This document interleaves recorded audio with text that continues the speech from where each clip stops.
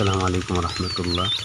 রাসূল সাল্লাল্লাহু আলাইহি সাল্লাম বলেছেন, আল মুমিনুল কওয়িয়ুল খায়র আহাব্বু ইলাল্লাহি মিনাল মুমিনিনা আদ-দাঈফ। দুর্বল মুমিনের থেকে সবল মুমিন আল্লাহর কাছে অধিক প্রিয়।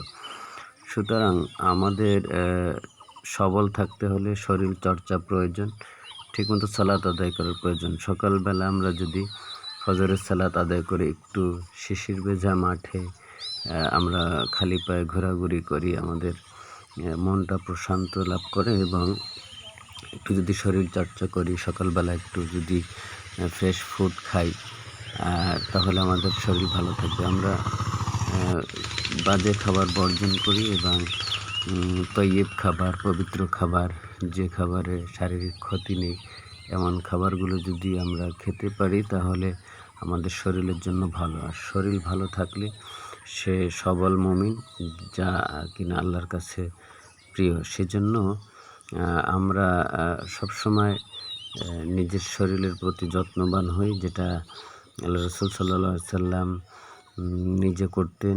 তিনি খাবারগুলো, তার খাদ্য তালিকা দেখলে আমরা দেখতে পাই তিনি যে খাবারগুলো খেতেন, যেটা মানবদেহের জন্য অত্যাধিক কল্যাণকর।